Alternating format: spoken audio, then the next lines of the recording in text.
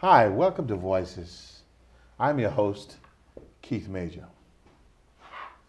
It's possible that if you looked in your church bulletin this week, you saw a headline, Sick and Shut-in Members. It's also possible that if you have high blood pressure, you may have a hidden need. Today our topic is about a ministry whose time has come. And my guest again is Pastor Andrew Burrows, who is also the communication director and probably one of the reasons why he's on television so often. That's the power he has. Nevertheless, he has many duties here at the Union, major portfolio. Youth, communication, parts of personal ministries, and therefore stewardship, and therefore you will see him quite often on this program. But today, I need your special ear because we will be talking about special needs. Pastor Burrows, welcome to the program. Well, Keith, it's good to be here again.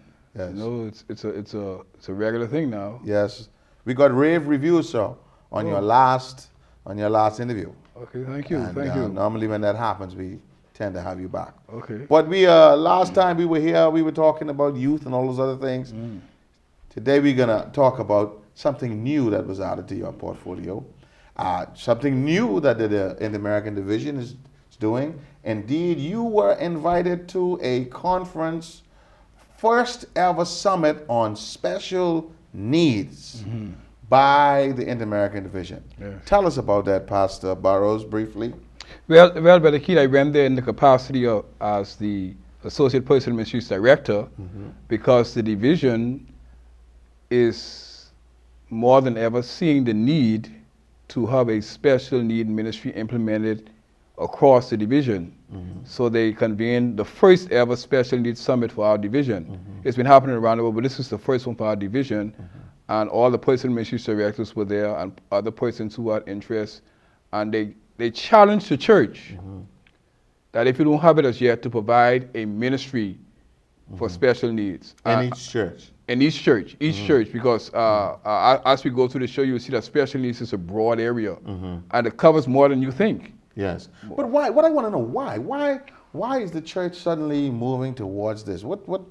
I noted in the opening of the seminar, the speech by the president that said it's a ministry whose time has come.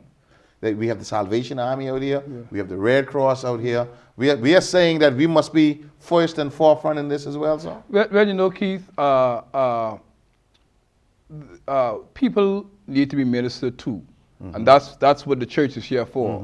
And sometimes persons with special needs, and sometimes we say persons who are disabled, they are overlooked.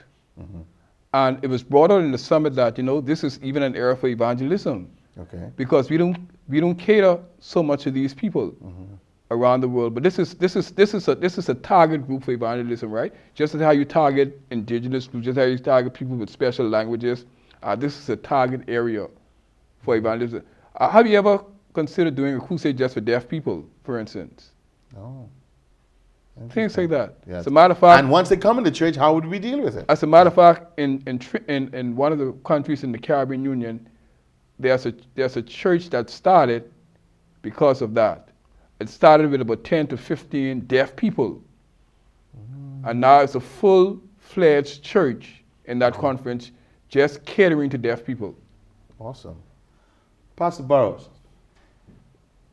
there are at least in this conference, there are listed 7 basic special needs. Yes.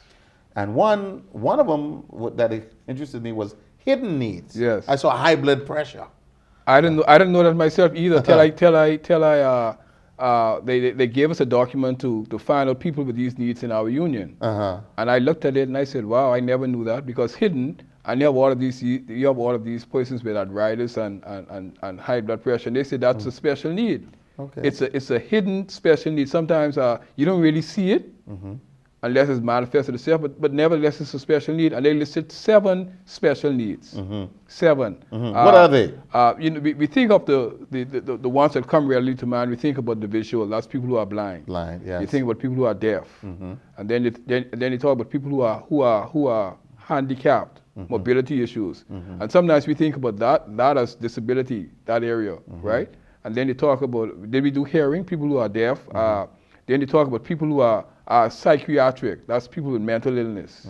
And then you have cognitive, right? Persons like under this you have like Down syndrome, attention deficit disorder. So all of these are special needs. And I never knew that we had so many. The special needs were so vast until I went to the summit. So the summit really challenged us to look at our church and to see if we are really ministering to people. That's awesome. Also, I noted, and I'll come back to the conference because there's a lot I want to talk about there.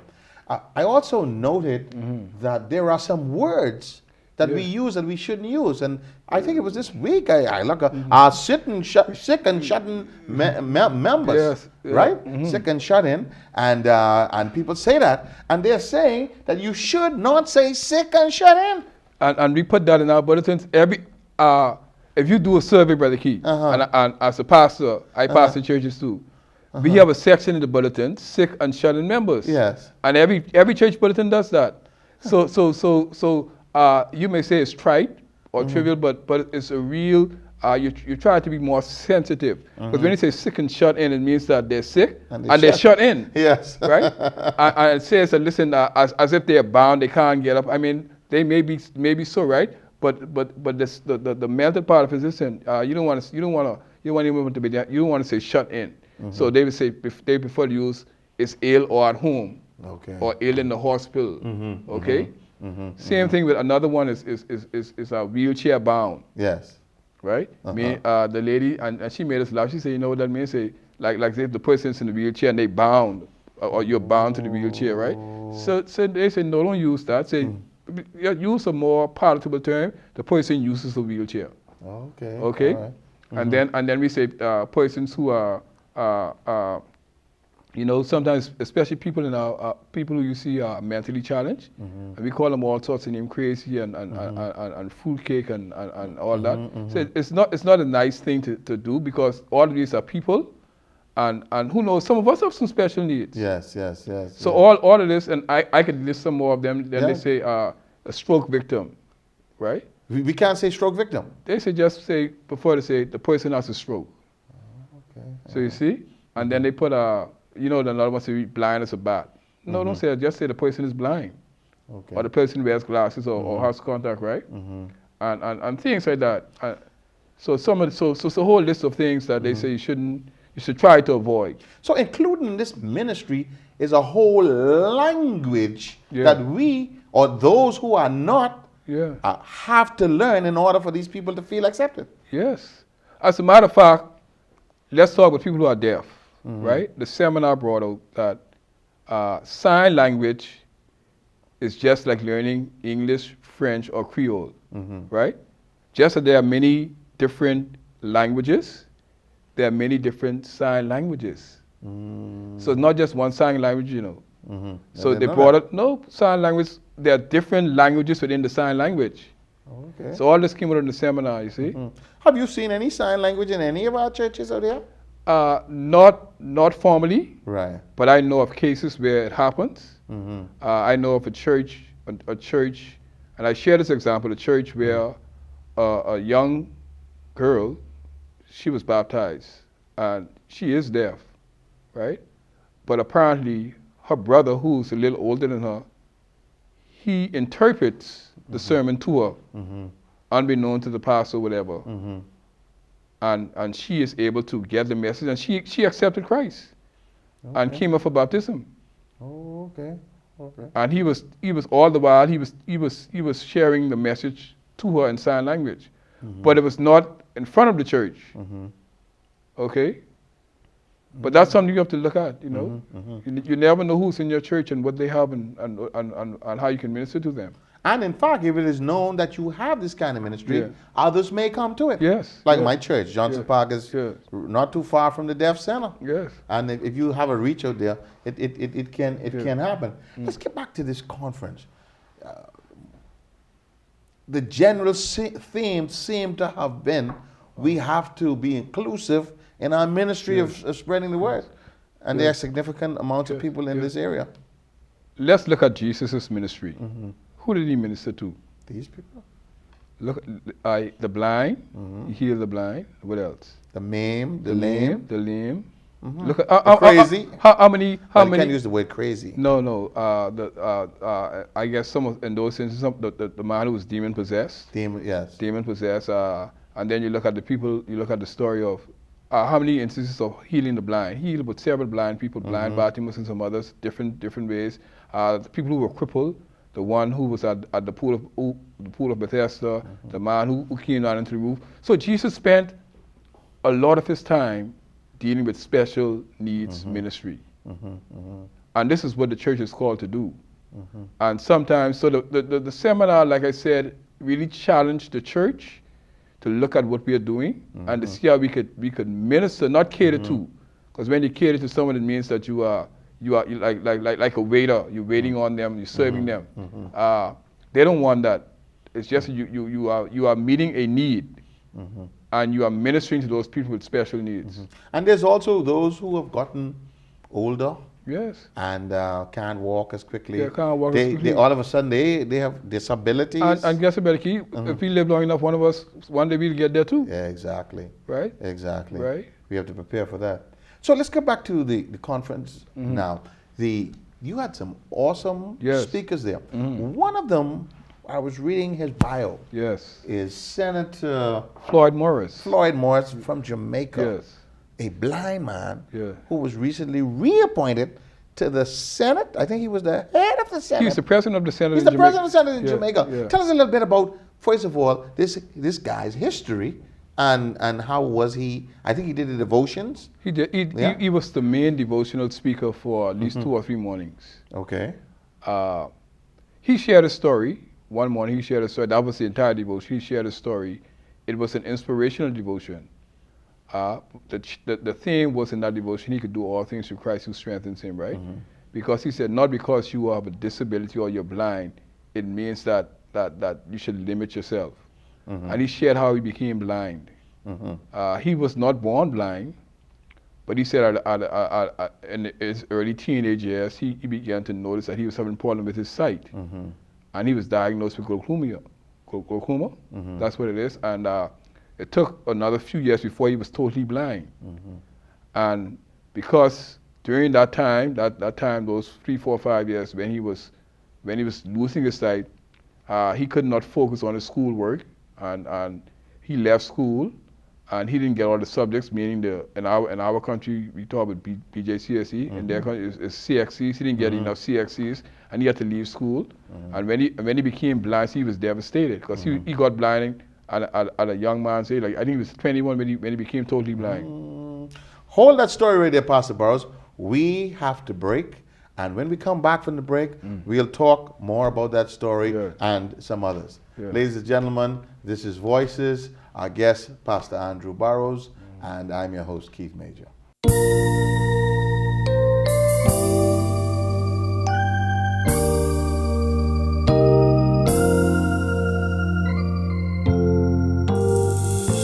Sweetheart, April, sweetheart, that calls me from a world of care, and it bids me at my Father's throne make all my wants and my wishes known.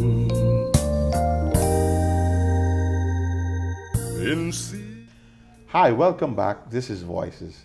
I'm your host, Keith Major, and my guest is Pastor Andrew Burrows, who in his capacity today we're dealing with the issue and the topic of special needs. Pastor Burrows, when we had the break, we were talking about Senator, the Honorable Floyd Morris, who's the president of the Senate of Jamaica, just recently reappointed. And we were talking about his story, and we had reached the point where he had become blind. He was one of the speakers. He had become blind. Take us through this story. Yeah, yes, Keith, and to the audience, and he said, of course, you know, getting blind, I would imagine it, and he said it was devastating for him, especially as a young man in his early 20s, right? You know, the future looked bright, you know, young man, and he said, listen, after a while, he was disappointed for a while. It took him a couple of years to get out of that disappointment, and then he determined within himself that he would overcome that challenge. So he decided to go back to school, and I think he earned up to a master's in mass communication. And while he as a blind man? As a blind man. Yes. At the University of West Indies? At the University of West Indies, right? And then he was sharing that how God led him to his wife. So a group of students from a group of young girls from the Adventist church came by the school and they were inviting people out. He didn't want to go, but they invited him out Sabbath after Sabbath. He went to church one Sabbath, and since then, he became a Seventh-day Adventist. Okay. And presently, he is a member of the church in Kingston. Okay, Andrews from Royal Church in Kingston. Andrews, yes. And he's the president of the Jamaican Senate. So he shared a story, and the interesting thing about it was that the first day he spoke, we just saw him standing there, and he was just speaking. So Pastor Leto, in his remarks, said, man, preachers need to learn to memorize their sermons. He wanted to know how, and he spoke like for 30 minutes. But you know, with the aid of technology, it was running this iPad. A blind man was using an iPad? Yes, and he had an earpiece. Okay. So it was actually speaking to him. Okay. And then so that's how it is. So with the use of technology, he was able to do anything. Okay. Yeah. So you were really touched by that. Yeah. When I read the documentation, I wanted to know more about this person, his inner drive. Yes. One like me, I so like I feel said, sorry for myself. Like I said, it was very inspirational, motivational. Because sometimes we who, in quotes, have everything, we could see, we could hear, right? And sometimes we need to get a little challenge to accomplish some things. Yeah. Now, Pastor Burrows, this thing about catering to special needs, there's a lot of talk about this. Not catering to, you know, remember we talked about not catering. Not catering meeting to. special needs. Meeting special needs. And understand. Yes. Thank you. I'm learning that language. Yes, sir. yes. And be cognizant of it. We have to be that. Yeah. That's the first thing, the sensitivity in what you're saying. Because they say words once spoken like eggs once broken can never be repaired again. Okay. Anyway, Pastor Burrows, governments are discussing these kinds of bills. Some are passing them. Yes. Churches are talking about it. But in my church, and we're going to get, you have to walk down the stairs to go to the bathroom. Now, everybody's talking. Is anybody doing anything? Do you see any rails going up? Do you see any church boards focusing on what are our plans for special needs? And by the way, Keith, you know, like I said, that's only one area, and that's only dealing with people with mobility issues. There's so many other issues. But as you go look at that, right? Many times the BGCSE coursework, right? They'll have a question, and they'll ask the students to go to a particular denomination and find out what that denomination is doing, or to meet persons with they call it disabilities or special needs, right? And they will come to the Adventist church. And so they will ask the pastors, and sometimes they ask me once or twice. So, and they came to me several times. I had to keep a thing, because when they first asked me, I had to sit back and really think as to what did we do to meet these special needs. I say some churches have the obvious. They may have a handicap parking. They may have a rail or a ramp. But every church should have that. That should be the least. That should be the least, right? And then, you know, challenges us, you know, so we have to look at our situation. We build buildings and more than one floor. How do people who cannot move get to the second floor without an elevator or a lift? So what are some of the things coming out of this conference? What are some of the initiatives, some of the things that it has been decided that we must begin to do in our churches? Okay. Well, like I said, for the division, the Inter-American Division, this is the first summit. Outside of the Inter-American Division, like North American Division, a number of other guests came from North American Division. As a matter of fact, you had the associate, but not North American Division, from the General Conference. You have the Associate Stewardship Director, one of the Associate Stewardship Director. He's the Associate Stewardship Director, but he's also, his passion is working with the deaf. Okay. So he is the liaison to the General Conference for special needs for deaf people. Okay? And out of the summit now, the General Conference is challenging every church to appoint, first of all, to appoint a special needs committee and to appoint a person to oversee that. Every church? Every church, right? It's not an officer. It's not an office in the church manual, but they're asking each church to appoint someone to oversee special needs ministry. But if they're not at the board level, wouldn't that just? I guess that will come in time. That will come in time, right? But like I said, this is the first summit, Step, yeah. right? But you see the need now, and you make plans toward it, right? Okay. And then they're asking churches to look at their physical structure, like we said, and see how you could. If it's already built, what changes you can make to cater to people with special needs. The obvious ones, like we said, are putting in ramps, lifts, or whatever. And if you're building new churches, to make sure put these things in place, okay? And then they're recommending that each union hold a special needs summit in their union as soon as possible. Invite people, like similar to what they did at the division, to sensitize the members. Which is the first thing, eh? Yeah. So for our union, we are looking at doing something sometime next year. The plans, as soon as probably in the first quarter. Next year. Next year. A special needs summit for our union, so that the union could be, the membership could be sensitized. Okay. It's going to take some time, but what about, some of our churches have technology, others don't. And some members who cannot come out, some of their churches are streaming on the internet. Yeah, streaming on the internet. And so you would say then that streaming is not a luxury, no, but it is a way of... Yeah. Not for people who want to stay home now and who want to stay home intentionally, but for people who really can't come out, that's a good way of ministering to them. But we have some things in place already, because as a matter of fact, the Extension Sabbath School is designed to be a Sabbath school for persons who are at home. Okay. So during that Extension Sabbath School, you go to them and you take the Sabbath School to them, okay? We have communion for, well, like I said again, we used to call it sick and children, but we need to erase that. When we serve communion as pastors, we said, well, when are we going to serve the sick and children members? Yes. So now in our thinking, we said, no, when are we going to serve those members who are at home? Yes. So that's another avenue too, right? And things like that. If you have deaf people in the church, you need to provide a mechanism where they could hear the gospel through someone who learns sign language. And maybe the church could sponsor someone to go off or come in and teach sign language. And then if you have one, who knows, if you establish a ministry, you might have more people coming into the church. That leads me to another point. That leads me to another point on this whole issue. When I was teaching my Sabbath school class last week, I mentioned to my class facetiously that the church is a hospital for sinners. But don't get sick. Okay, because we only want well people. Yes. When they act sick, we sit you down. No, you can't preach no more. You can't. We sit you down, right? And I was saying that facetiously, even though it sounded real serious. That the point I'm trying to make here then is, in all of this thing, isn't there a lot of prejudice? Yeah.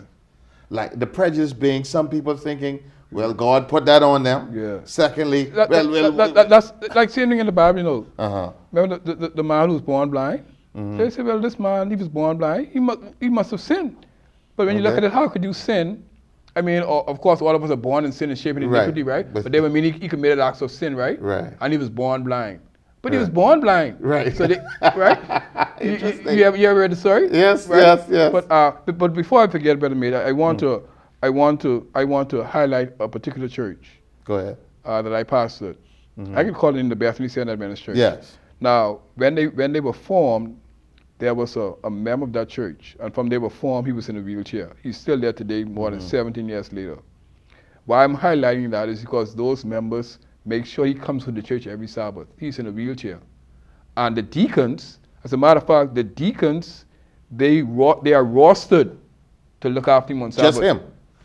They roster the deacons to look after him on Sabbath. There's a deacon, one or two of them who pick him up every Sabbath. I mean, they transport him to church, and they roster say, okay, Brother Keith, you're a deacon. This is your Sabbath. You have to take care of Brother X. Okay. And they actually roster the deacons to take care of him every Sabbath, and that's commendable. Yeah. And he's a part of that church, and there's no prejudice with him. They see him as one of them. As a matter of fact, at one time I was saying he was also the prayer coordinator for the church. Okay. So it shows that you could also serve with those things. So this might be a church you might want to start your pilot program. Well, of course, you're not at the conference. But I just highlighted because I think it's a wonderful story to show that the church is doing some things, and some churches know and sense that these are people just like everybody else, no different from me, no different from you. It's just that they have a special need, and all of us have special needs. Pastor Burrows, we have a few minutes left, and I want to spend just a little more time on really. Okay, we have the situation. We understand the sensitivity issues, but we have to do something to meet these people's needs, and we will may soon become like that. Yeah. Have we covered all the areas? What are some other things that we can do? Lay it out. What are some other things we can do now to begin to rectify the situation? Well, like I said, the things I would mention, be sensitive. First of all, every church needs to know who is in the church who have special needs. Who's sick and shut in? Well, that's one. That's one. I think every church needs to know who are those persons who have special needs. Yeah. Not because well, see, special needs indicate special needs. Yes. Right. Yeah. And the document talk about hidden. I'm not even talking about the hidden right now. But people who are blind in your church, you need to know them. People who have hearing disabilities, right? Persons who need assistance to move, right? And then, I see some churches have parking for those persons, right? And you have to put in the other church building where they don't have to walk far. Yes, yeah. Right? Yes. So these are some of the things that we can do right away, right? So sensitize your church, look at your church and see those who are in there and need special needs, see how you can meet or cater to those needs. And like you say, not only internally, reach out. Yes. Reach out. We should reach out to these people in crusade efforts and that's all. But is the church prepared to accept that? I could take one. Some fellows will say I could take one wheelchair here and one here. I'm giving you how real it is, like it was in Christ's time, I guess. Yeah. Right? What do we do to prepare the members for an influx of this? That's why education is the key, Brother Keith, and I'm happy that I'm on the show, coming to the seminar. I'm also happy for the plans to do something in terms of collectively, so that we can begin to educate our members, so they can look at themselves, look at their churches, and see what can be done. So there you have it, Pastor Andrew Burrows, giving us a report on that first time ever special need conference. Such a wonderful thing. Next week, we told you this was going to be a two-part program. Next week, we have a person with special needs, a blind person who can read his computer, a blind person who has served as first elder and is currently serving as first elder at one of our churches. We're going to talk to him about life and his situation. Please don't miss next week's program as we continue to deal with a ministry whose time has come. Pastor Burrows, always a pleasure. So I see why you are a communications director. It's good to be here, Brother Keith, and thank you so much for having me. Thank you, sir. All right. Until next week.